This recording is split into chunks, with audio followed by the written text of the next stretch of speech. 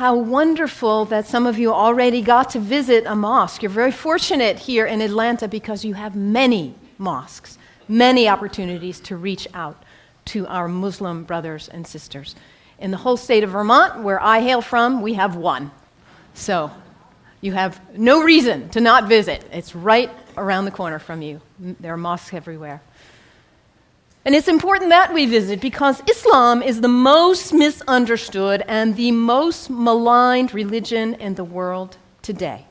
We are being whipped up into fear of Muslims. And when we are afraid, we're stupid, actually. We're operating out of just that reptilian part of our brain. When we're afraid, we don't have access to our higher functionings, our whole self, the power of the knowledge in our hearts, our whole being. We're resigned to a small place of living. Ali, the son-in-law of the Prophet, says, people are afraid of what they don't understand. So my hope today is to share with you a little bit about what I love about Islam in order to invite you to a place of more understanding and less fear. Islam is very practical. If you are looking for insights about how to live a good life, how to be a good person, Islam has wonderful gems to offer to you. One of the things I love most about Islam is that it invites us to be concerned about what is the most important thing in life. To get our priorities straight. What is it for you?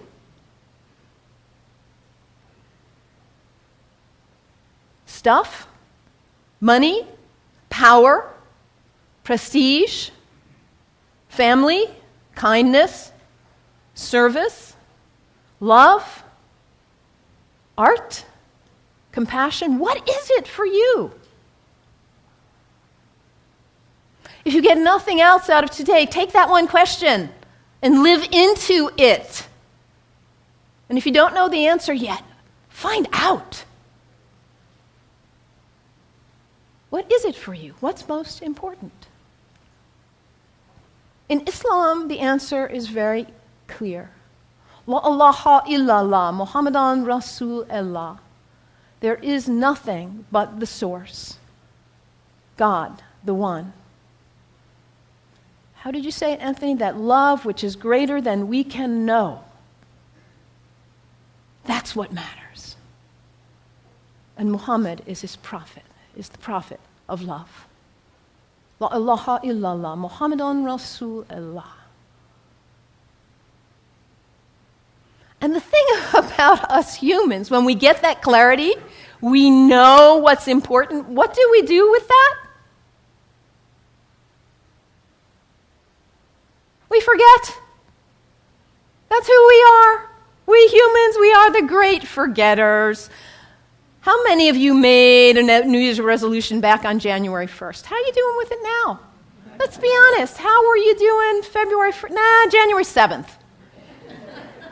We get this high resolve and this clarity, and then we get caught up in all the distractions, all the things pulling our attention here and there, and we forget.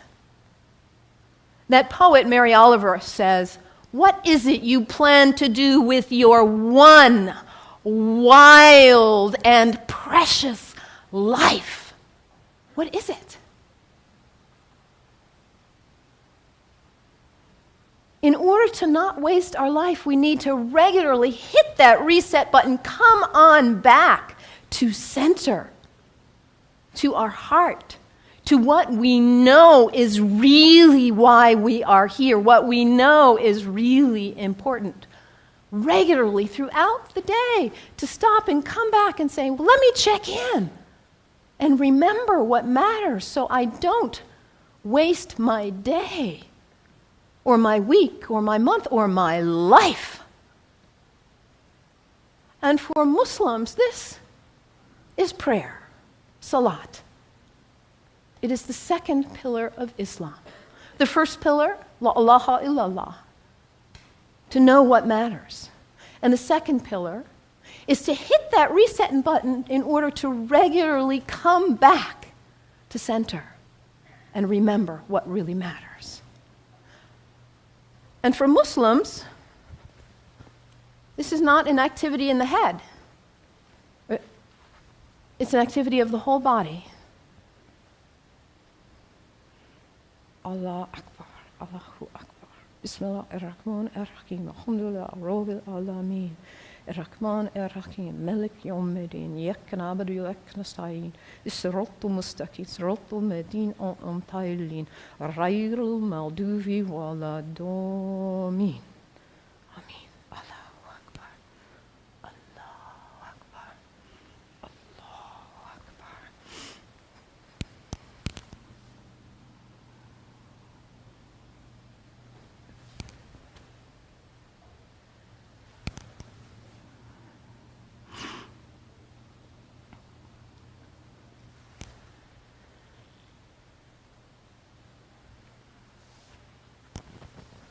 Can you imagine how limber you'd be if you did that 17 times a day? And it's done in the direction of Mecca, northeast, more or less. To hit that reset button in order to come back, to hear that voice still and small like we just sang about, to come back to what matters. So practical, I love that, the second pillar of Islam. Islam also reminds us to always be concerned about those who are less well off than ourselves. Over and over in the Quran it says, be concerned about the widows and orphans. Be generous. I brought some soup as a symbol of generosity, giving, donating to food banks, giving to people who need food. I think about Muhammad almost like a spiritual, a social genius. He himself was an orphan. By the time he was 6 years old, he had already lost both his parents. He knew marginality. He knew it. And what happens when there is imbalance in a society where there are some who have a lot and some who don't have enough? What happens here? Those who don't have enough are suffering, aren't they? Out of their lack of nutrition, food, healthcare, hygiene, educational opportunities, they suffer. And in their suffering, they may experience illness. Their illness doesn't stay there, does it? It spreads to the rest of the people. And in their need, they may choose to engage in criminal activity just to try to put food on the table. And that destabilizes the whole society when you have some without and some with too much. And what about the people with too much? Greed is spiritual bankruptcy. We cannot know well-being in our hearts when we are surrounded with too much while others are suffering. It creates instability. And Muhammad, peace be upon him, he was a spiritual genius, saying, let's bring it back into balance. Let's give. Let's be generous. And this is the third pillar of Islam, zakat, generosity. I love that about Islam. And I love, too, that Islam invites us to take a break from our habits. We humans, we're habitual creatures. We just are. We do something once, we do it again, we just do. How many of you are sitting in the same seat you always sit in today? That's okay, nothing wrong with that. We're creatures of habit. And if the habit's a good one, like brushing your teeth, wonderful. It strengthens you. Your habits can raise you up to give you strength and clarity to live your life on purpose with integrity. Or your habits can pull you down.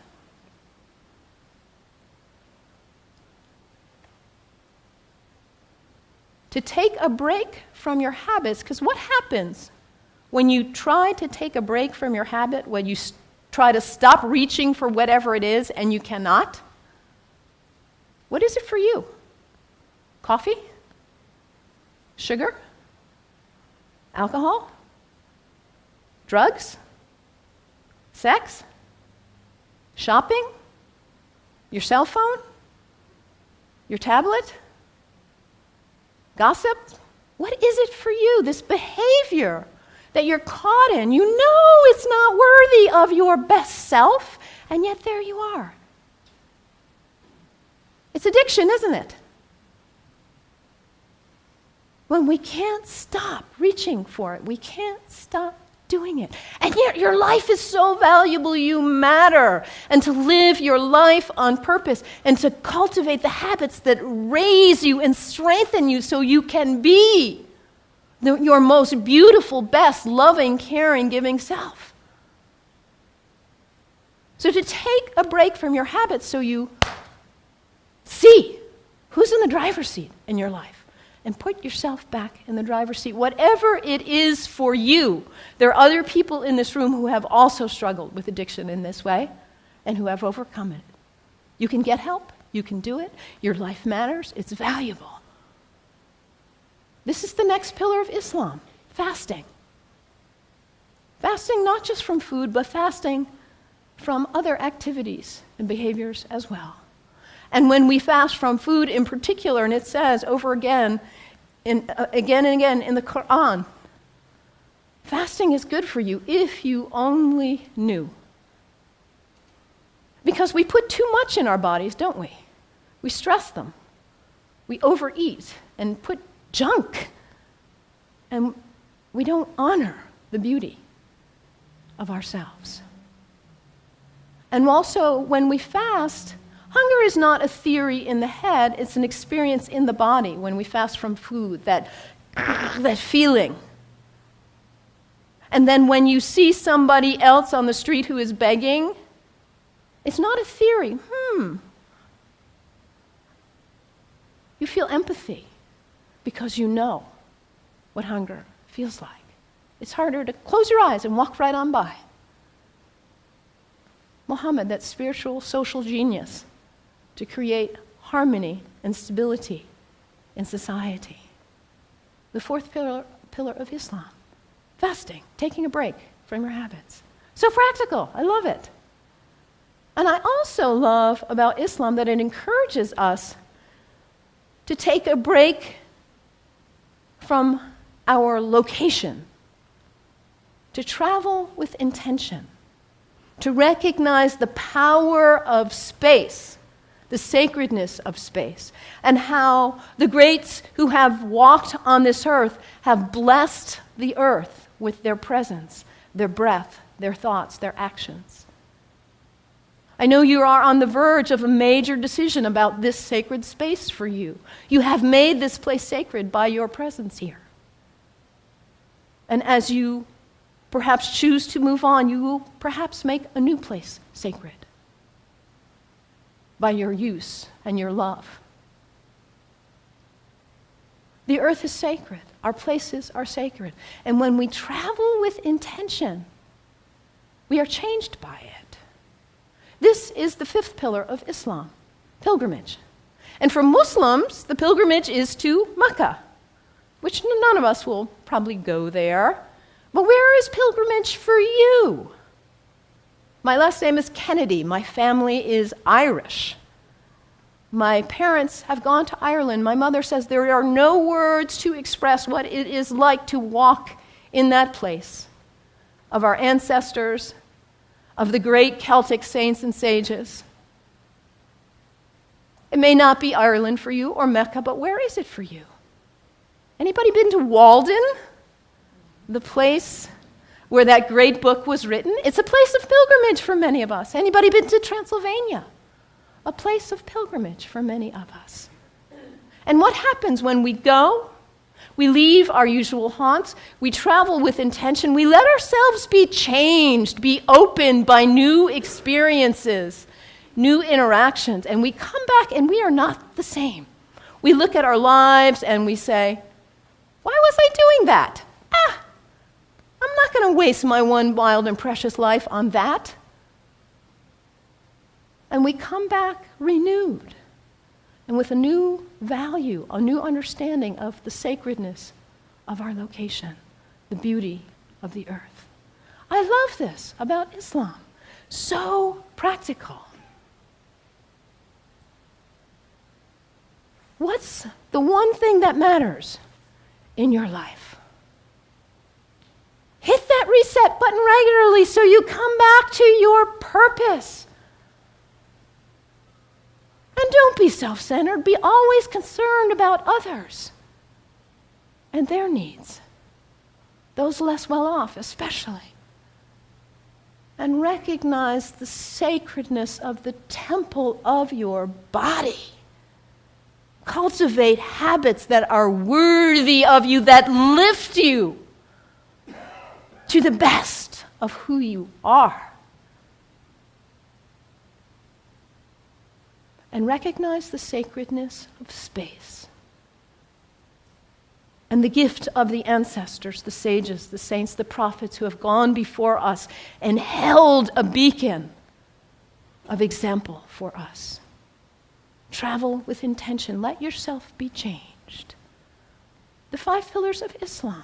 What great practical advice for living your life on purpose. And yet, at the same time as all of what I've told you is true, the beauty of this great tradition, we are being whipped up into fear against Muslims and Islam. I have a dear friend, Rudy, who is a retired UU minister and a Sufi like myself. And about 7 years ago or so, he said to me, Malin, Rudy grew up in Austria under the rise of Hitler. He said, what I see going on in the world now in the United States reminds me of my childhood in Austria. And in that time, it was the Jews who were being maligned, and now it's the Muslims.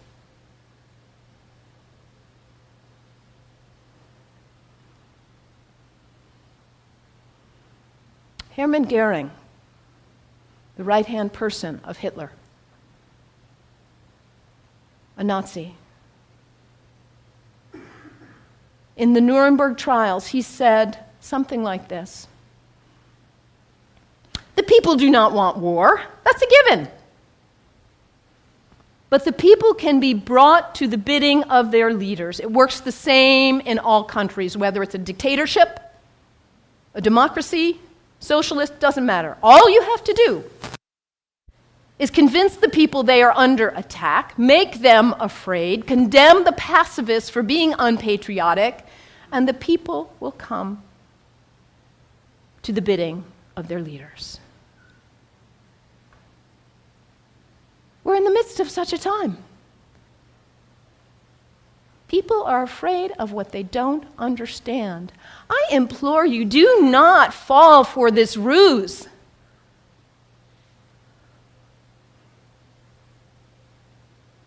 Because, as I said earlier, when we are afraid, we are stupid. We are relegated to a very small part of our mind. People who advocate violence are dangerous, whoever they are. Within Islam, guess what percent of Muslims, this is based on a Gallup study worldwide of Muslims, guess what percent of Muslims think violence is the way to go, is an appropriate response to what's going on? Less than 1%. This is really accurate social science research. And this less than 1% of Muslims who advocate violence are getting 75% of the media coverage. This less than 1%, yes, they are dangerous. The fringe in any religion is dangerous, whether they are Christians or Jews or Sikhs, whoever. Folks who feel compelled to use violence. This minority in any religion is dangerous. When we hear about Christians, we know not to equate the minority who would bomb an abortion clinic with all of Christians. The same is true with Islam. This Less than 1% who would advocate violence, they do not speak for Islam. The people who speak for Islam are the people who are most concerned about living life on purpose. Not wasting your wild, precious life, but hitting that reset button, coming back to center, being concerned about justice and everyone's needs. The true Muslims are the people who recognize the temple of the Holy Spirit, which is our body, and cultivate life and living and habits that are beautiful and worthy. The true Muslims are the people who respect the earth and the prophets from all traditions. So I implore you, you've got Muslim neighbors all around. Go visit. Make friends. Do not let yourself fall into this trap of being afraid of what you do not know. And take the example from the great tradition of Islam and live your one wild and precious life on purpose. May it be so. May it be so. Blessed be. Amen. إذا كنت من المتابعين الجدد اشترك الآن في القناة ليصلك الجديد بالضغط على الزر الأحمر أسفل القناة مع تفعيل الجرس، ولا تنسوا دعم المقطع بلايك. شكرا لكم جزيل الشكر.